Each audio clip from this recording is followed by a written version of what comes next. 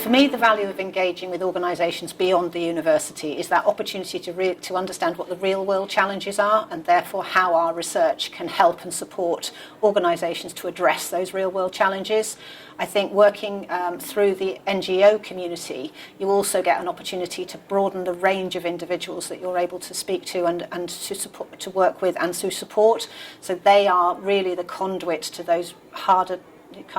to reach or harder to hear communities that we often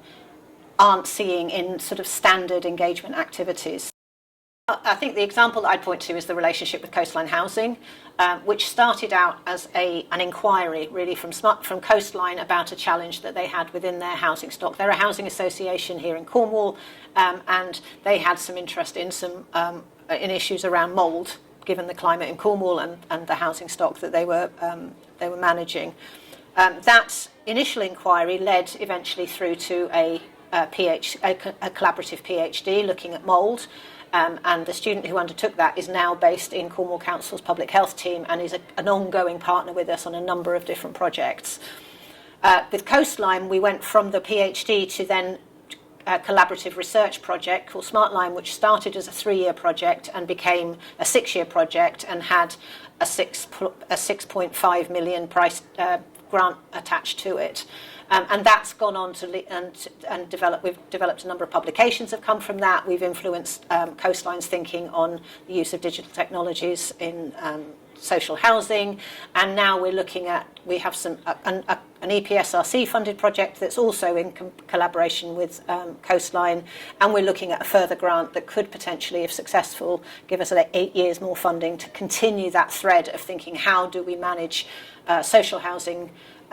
in a more effective way to support health and well-being of tenants. So something very small can lead to something very large and very long-term, and that it can be also that you have a very meaningful engagement with a business that is simply the single engagement that you have over a particular project. It delivers what you wanted, it delivers what they wanted, and then you move on. But what you help to do is to build the reputation, your reputation, and the organisation's and the University of Exeter's reputation for being a positive place to interact with business. And that, as part of being part of our local community, is really important, that we're seen as being an asset.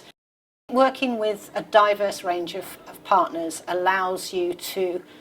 contextualise your knowledge and skills and to understand how much of what you're doing applies your own sort of cultural perspectives, and to then realise that actually there are a lot of other different perspectives that you need to take account of. So you make assumptions based on your own knowledge and understanding, and it's often quite hard to remember that that's a taught piece of understanding, and that you need to really rethink some of that when you're dealing with people coming from other perspectives and other sectors. So for me, one of the key insights, I think, of working with partners beyond academia is that sort of reality check about what the real world is looking at some of the challenges that we see. And there's a risk, I think, with